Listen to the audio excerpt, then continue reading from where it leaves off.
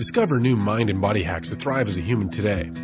The Institute for Aliveness is here to teach you all the things you never learned in school. From talking poop, sex, childhood trauma, emotional intelligence, psychedelics, and of course, fasting and food. This is a podcast that changes lives. Join your host, Dr. Andrea Page, as she travels 7 continents to find the most captivating, impactful humans for you. Hello, everyone. I am so excited to welcome you to a new season of the podcast. This season, I bring you some of the most important embodied people in my life. From all over the world, people I've met along my journey, I thought, hey, why not share them with the world? All right, everyone, strap on your intellectual caps for this one. I have invited onto the show the most influential professor in my life and someone who spurred me into massive change at the young age of 20. And so, yeah, hereforth we have a little more intellectual of a conversation than we do in the rest of the series. So stay with it. Keep your computer out in case you want to research or look up several of the resources mentioned. And listen in to hear a professor's hero's journey, the making of one who starts to care about what's real in the world, perhaps starts to look a little deeper into the ingredients that make up this recipe of the world in which we live. And if you have a hopelessness or despair, there is some advice in there and examples of things you can do to become an activist that actually creates change and plants seeds for the future. So tune on in to this podcast with Joel Wainwright. And I'm super excited Great. To have you here with my audience. You're too kind. I'll give everyone a little intro to bring them into where we are. We are here on phone. Joel is currently in Columbus, Ohio at The Ohio State University. Hi, everyone. And I am here on the seaside in Odessa, Ukraine. And this is the season of the podcast where I invite the people who have had the biggest influence on my life to speak with all of you. And so, and me. And so we're just going to hang out. And there are a few things that I definitely want to talk about with Joel, but we'll see where it goes.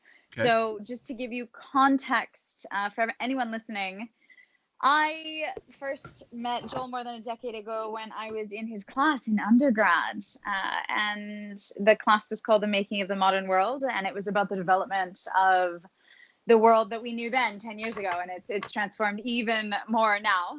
And yet this is a world that is a world, let's say, dominated by global capitalism, a world that is on the brink of perhaps self-destruction in terms of the human race, at least. And it's a world that when you start to pull back the first layer and lift a little bit of the perception of what you've been told or how you've been told to see the world, you can start to see things as they really are, or perhaps as we can guess they might be. And that's not always how we were told. And so it was a very influential time in my life.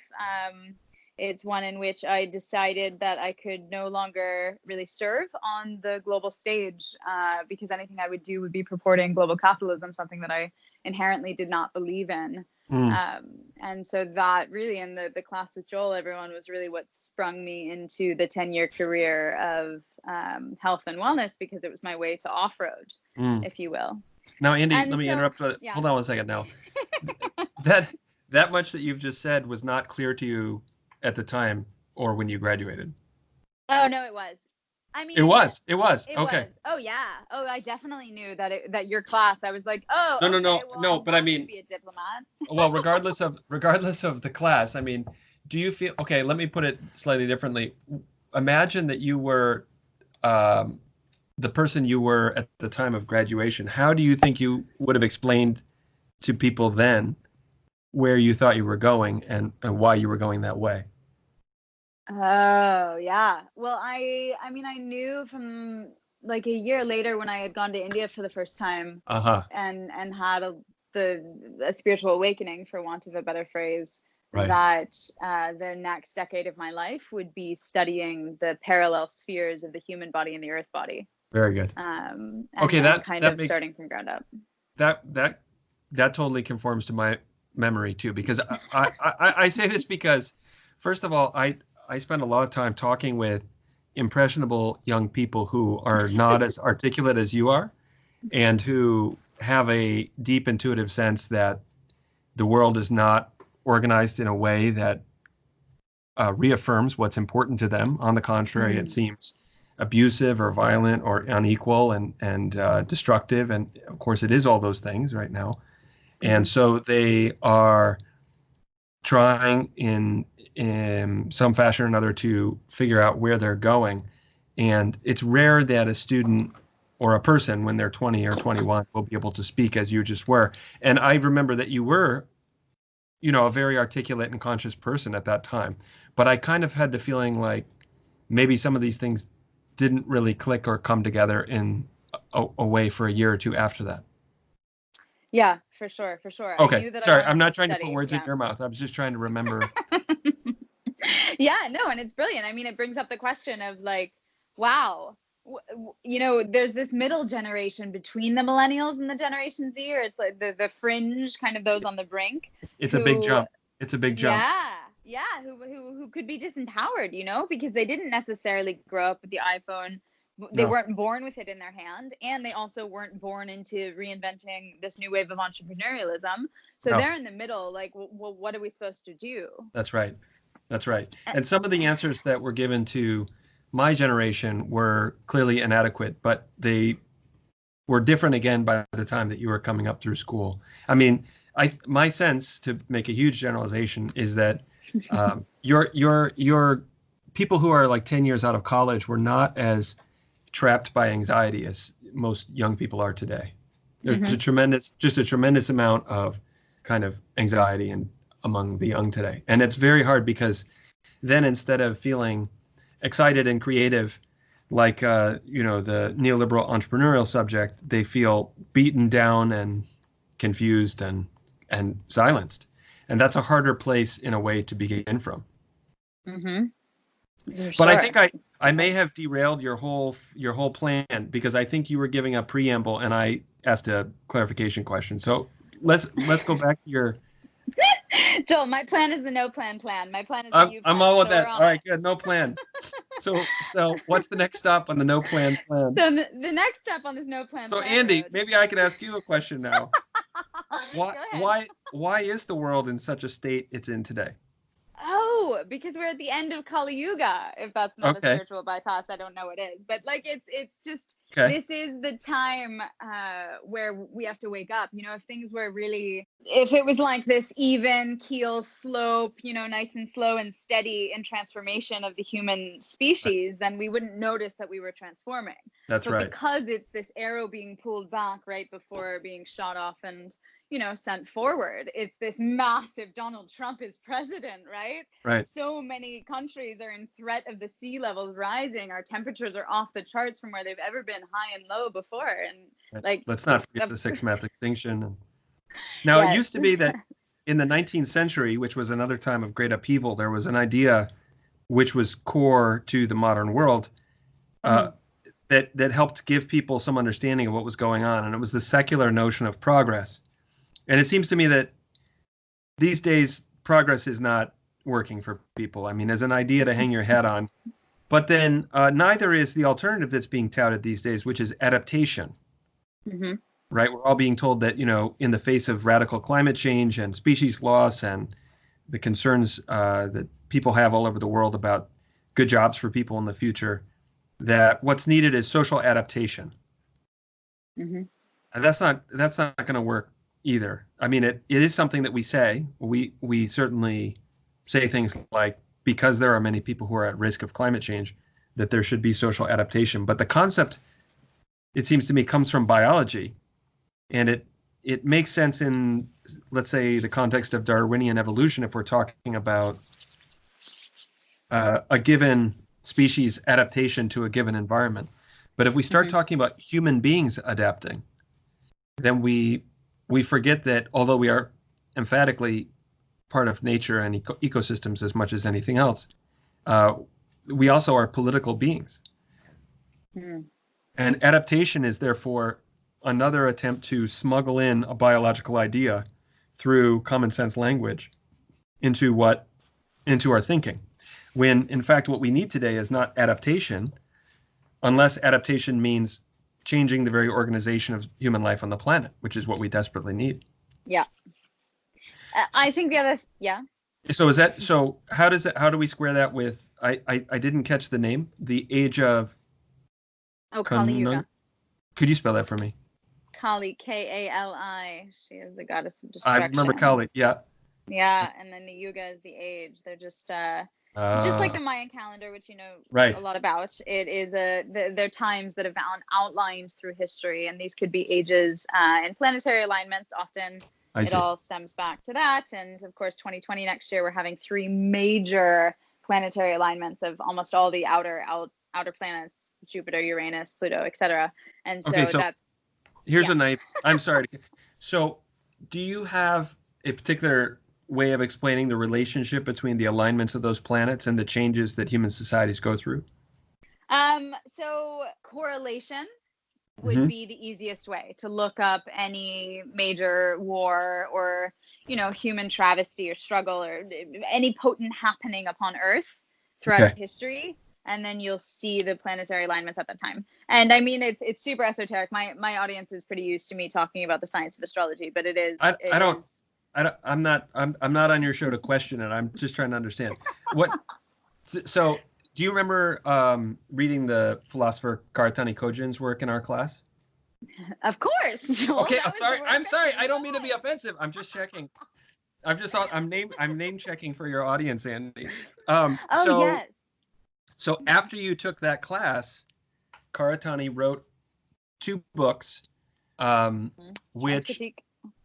That's right. Actually, no. Transcritique was. I'm sorry to interrupt. Transcritique was written before you took my class, and what happened is that he wrote a paper after Transcritique, which was intended to outline his next big theoretical move, and that's where he introduced the concept of modes of exchange. And that paper was published in a journal called Rethinking Marxism. Well, after that paper came out, and which I assigned for many years in that class. He published a book-length version of the argument, and the book is called Structure of World History. Now, Structure of World History is, I think, a must-read for people who are interested in the idea of cyclical change, because so to put it mildly, in the secular academic world, the idea of cyclical changes of the sort that are very popular all over the world in folk and mythic explanations of things are looked at as sort of ridiculous. And partly that's because of what we might call the mechanism or causal problem. People say, well, you've got a correlation that's very interesting, but how do you explain it? But there's another part of it too, which is that if we're honest, most of the secular or liberal academic world is basically still within a liberal framework that emphasizes those concepts like progress and adaptation that we were talking about before. And the problem is they're not holding up too well, and they're very poor guides to life, it seems to me. So Karatani comes along in Structural World History, Andy, and he takes his ideas of modes of exchange and uses them to explain cycles of political and economic history in a way that seems to, for many people, conform to what we might call their intuitive notions that history repeats. It doesn't repeat exactly the same way, of course, but what repeats is a structure of human relations on the earth. And so his argument is that essentially human societies in the modern era have gone through a 60-year cycle whereby at the end of every cycle you have a destructive phase or a revolutionary phase in which basically power gets sorted back out. So the last major peak of this cycle was in 1968 when we had global upheaval. And so his argument is that coming into the 2020s, we're due for another big one. If you go back 60 years prior to 68, you have 1918, which of course was the year after the Russian Revolution. And we're at that point now 8 years into the Mexican Revolution. There are many other important revolutions around the world that come out of those. So, and the point is, you might want to check out the book because there's nothing in there about planets aligning, but he does imply that it ultimately what drives this cycle is not just capitalism, although that's a big part of it, but also human relations with the earth, because, and it's pretty easy to see how those two can come together in any number of ways. So I recommend it to you. But now, again, I've interrupted you from your initial preambles. I love it. I love it. We're never going to have enough time. So this is okay, well, you just taster. give me a sign. Okay. So, yeah, I mean, all of this is fantastic. And there's so much that I want to follow up on. And a lot of this might be a bit heady for the audience. What I want to dive into is the personal, if you'll let me. Of course, whatever. I'm at your disposal.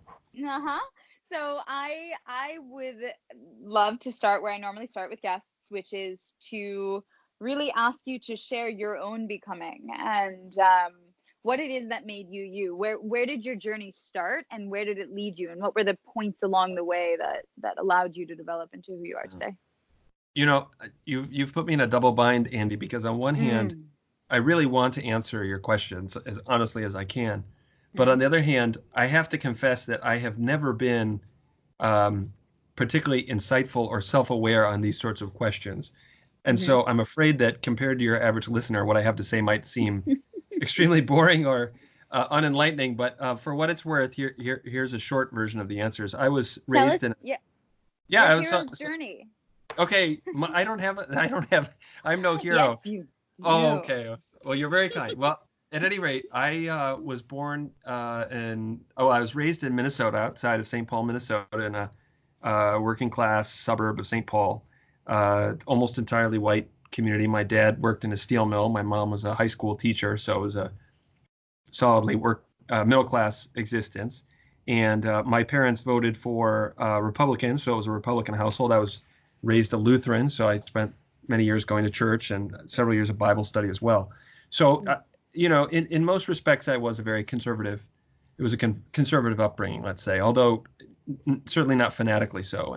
And my parents, I don't think either one of them identifies with the Republican Party anymore.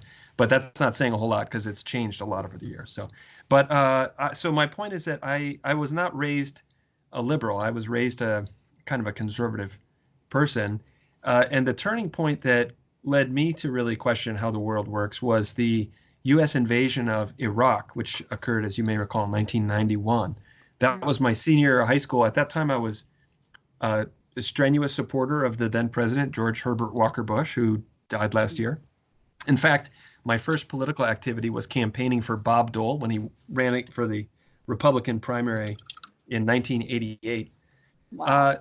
So in 1991, when the U.S. invaded Iraq, the idea was ostensibly to drive Iraq out of Kuwait, but of course it went deeper than that. And anyone who really had any awareness of what the geopolitics surrounding that war would have quickly learned, if they did a little research, that there was more to it than just trying to do good to the Kuwaiti people. And so then the question becomes, well, why would I have bothered thinking about that stuff? And I think that a big part of it was that, and in those days, the late 80s, early 90s, a lot of us were listening to hip hop music and punk rock music. And so I, for some reason or another, was kind of turned on to, go to punk rock shows and go to hip hop shows. And because of the latter, I decided one day in the summer after my high school graduation to go to a rally against police violence in downtown Minneapolis. And so I took the bus. And I remember standing on the street corner in the middle of downtown Minneapolis with a bunch of people I had never met, who I didn't know.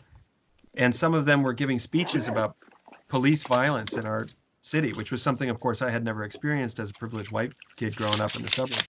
And to make a long story short, I was kind of knocked back, didn't know what to make of what I was hearing.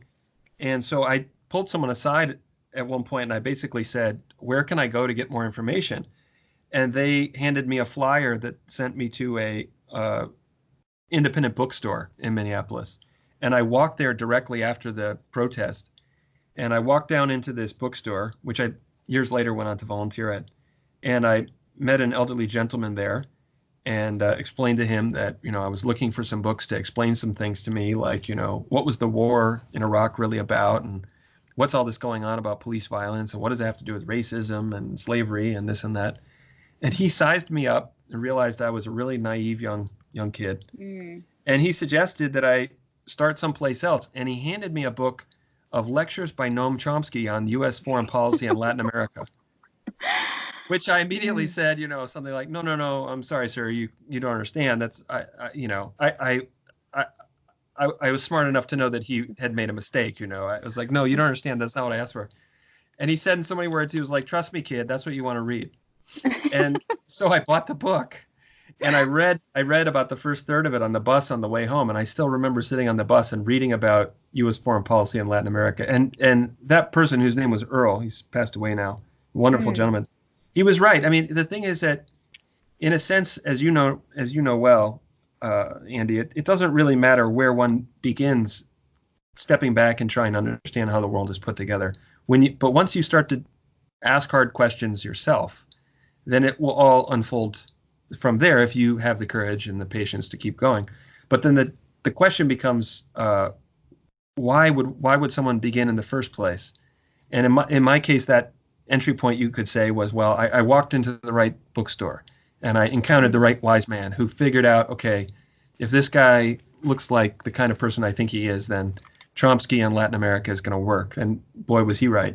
And by the way, since then, Chomsky is one of my heroes, and we've had the opportunity to interact 4 or 5 times over the years. And he's a kind of an unbelievably generous person with his time in supporting the progress of young minds, and has been a strong supporter of me personally over the years. So just want to tip my hat to know him. But coming back to, and as you know, I've been working in Latin America for 25 years now. So even that funny little starting point of like being handed a book about Latin America might have made a big difference in where that led me. But then the question we always have to come back to, Andy, is, but how would someone ever be in a place where they were ready to ask for help, to find something to read about such fundamental question?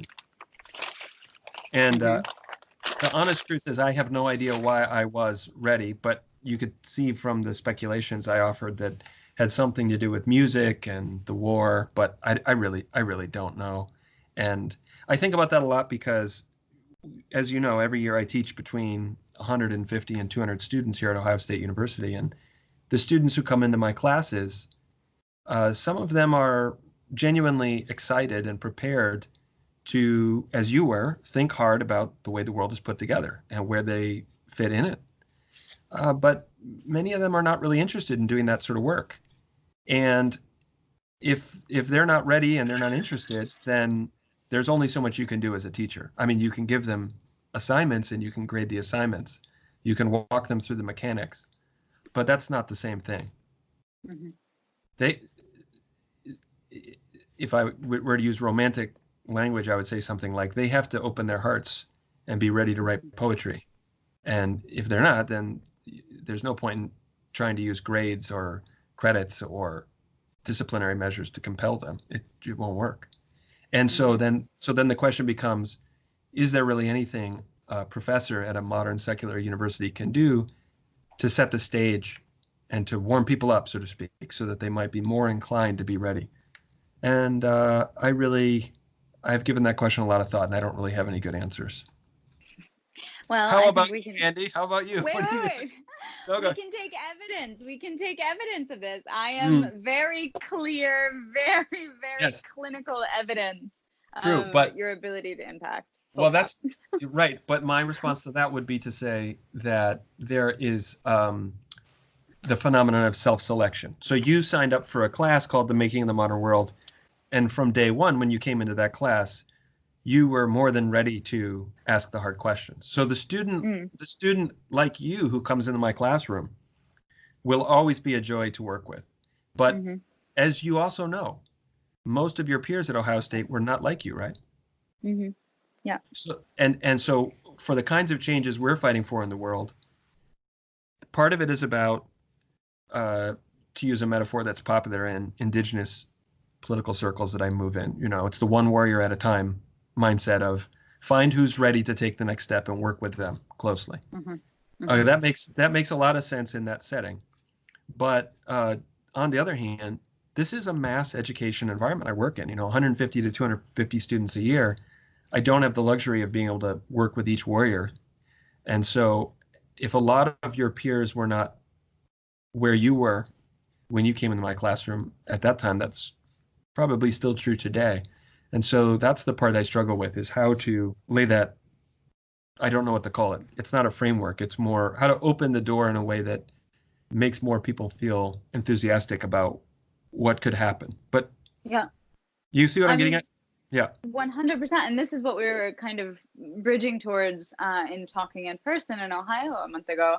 Has it been a month already? Yeah, just about, I think 3.5 weeks, something like that.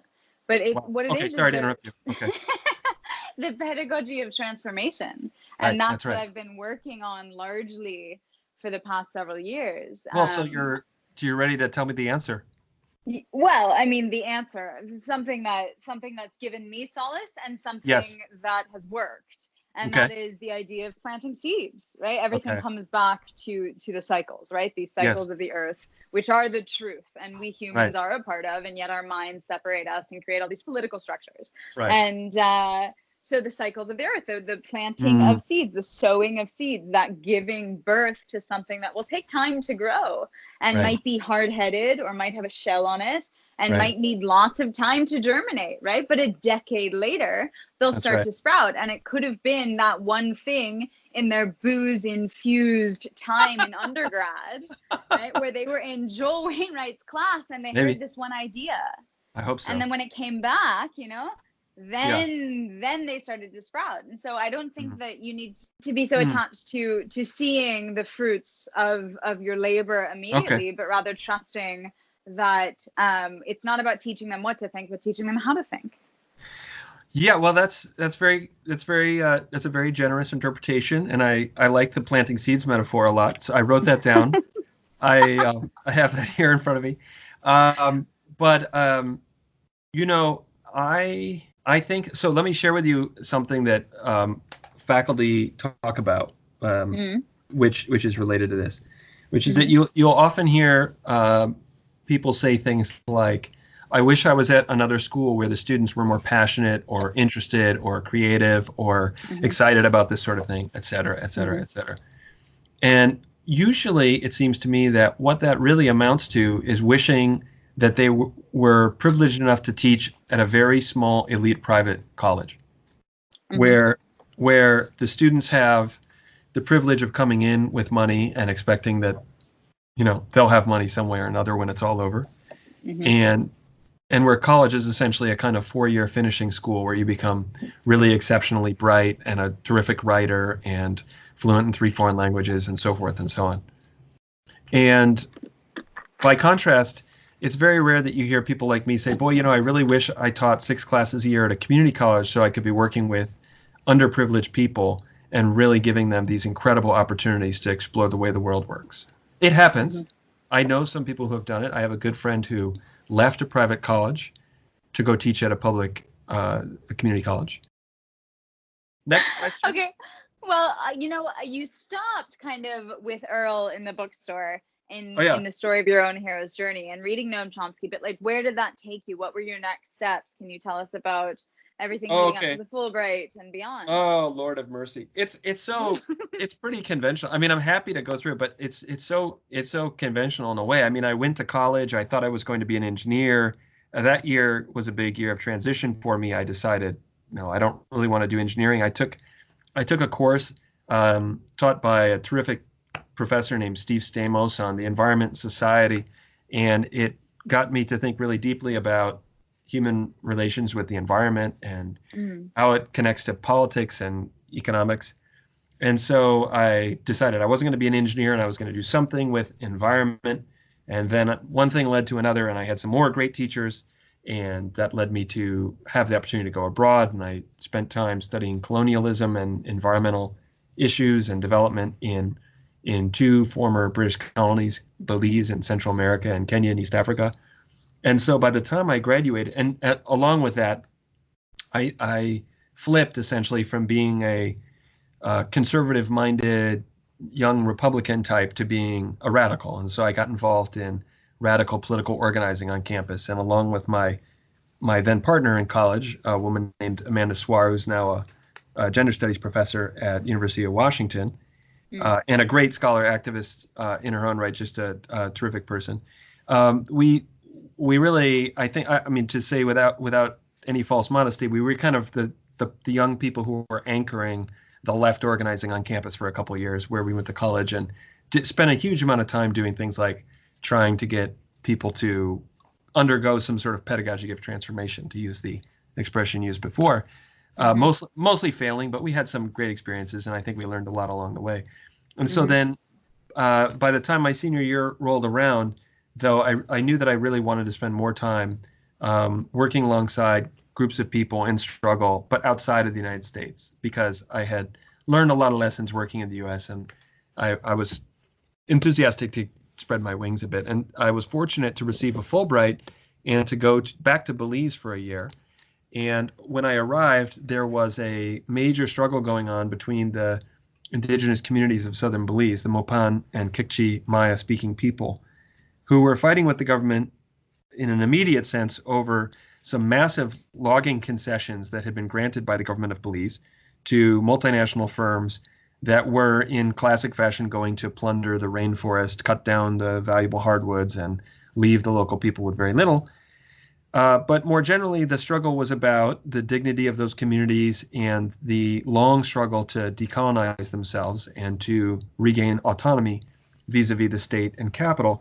And the leader of the movement at the time was a man named Julian Cho, who was a school teacher and an activist and organizer. And he and I became very close. And he took me under his wing, and I was his right-hand man for the next year and a half or so, until he died. He was killed in 1998 in November, shortly a few years after we met. So working with Julian was a very important chapter of my life. And after a period of time when I stayed away from Belize because of the sadness that I felt, because it wasn't just that Julian died. Candidly, the movement really fell apart for a couple of years. I think a lot of people were very afraid of what might happen to them if they tried to step up and replace Julian as the leader. But after a few years, several of Julian's family members, in-laws, and close friends who he used to work with came together, and we built an organization which we named after our late friend, the Julian Cho Society. And for about 5 years, I worked very closely with the Julian Cho Society, and in particular with a young woman named Christina Koch, who's still very close to me. And we worked very hard to try and get the movement back on its feet, and I think we had a lot of great successes. And after a certain point, I had to step away from the Julian Cho Society because it essentially became part of the formal body that leads the movement, or leads the communities, I should say, which is called the Maya Leaders Alliance. And I'm not Maya, so it would have been inappropriate for me to be in a leadership position on that group. But I've continued to remain very closely involved in a whole number of ways with the indigenous communities of southern Belize, and go back rather frequently. Around twice a year I go back. And so that, for me, to come back to our earlier line of questions, Andy, is a big part of the question of why I haven't gotten burned out like many of my peers, even though I might be motivated by a pedagogy of transformation. The truth of the matter, as you know, is that the average student in Ohio State is not necessarily looking for that in a GE credit course. That's general ed. They might just be looking to get some credits so they can get closer to graduation, and I understand that. So to avoid burning out, I have found it to be very important to maintain another side of my life, which is very separate and autonomous from this existence as a professor, from which I draw strength and meaning. And for me, above all, that has meant my work in Belize, where in many ways what I do when I'm there now isn't that different than what I do here. I spend a lot of time listening and talking with people and teaching and reading and thinking and writing. But it's just a completely different setting and a completely different set of problems. And most importantly, it's not to get credit to someone to graduate, but simply to confront the problems of the world in a very concrete situation that I've come to know very well. And so it's been very satisfying. But also, as you know, we've talked about this before, part of what makes that so rewarding is precisely the fact that anytime someone is working intimately and in a meaningful, long-term way with communities that have experienced colonialism or any sort of oppression, and have survived and found ways to thrive, that one is exposed to forms of dignity and enthusiasm, sometimes even revolutionary enthusiasm, that one is rarely able to encounter inside the U.S. today. And so it fires you up, and it makes you feel like there's a bigger struggle and a bigger story. And so you're able to kind of forget about your little problems, which is really, really important. The bigger picture. Yes, for sure. And I mean, that's what travel gives, right? Whether you're doing activist work with Indigenous people or not, that it gives you that bigger perspective of the fact that other people live different lives, and you step outside of your mind and the monotony of being you and your problems every day. And, well, travel should do that. Travel can be a wonderful way of dislocating yourself. I agree. But wouldn't you say, Andy, that unfortunately, when most Americans, for instance, get on a plane and go to Cancun, Mexico, that's not really what they're doing. Right. Yeah. Instead of opening up their mind and saying, "Hey, I'll go hop on a public bus and go to Valladolid or Chichen Itza and just hang out and see what comes my way." Instead, they drink on the beach, and it's kind of so there's travel, but then if one is going to experience the dislocation in a way that opens up new ways of thinking, it typically involves homework or field work too. Like, you have to think about why you're doing what you're doing, and you have to read, and you have to, well, you don't have to, but it certainly helps to read novels and read history books, and to talk with people about the things that you're learning, and to take notes in a notebook and reflect upon what you're learning, to take the opportunity of being away from your ordinary life to reflect deeply upon why you are doing what you're doing back home when you're there. But anyone listening to this already knows that, I'm sure. I mean, I'm probably preaching to the converted. Yes, and you've just answered my last question, which is really what to advise to those listening who want to start to make an impact in the world. So you've made book recommendations. You've definitely dropped Noam Chomsky's name. If anyone hasn't heard of him, I'm sure there's lots of podcasts and easy ways to start to wrap your mind around the ideas that he puts forth. Sure. And Joel, if anyone wants to find out more about you or catch up more with you, where should they look?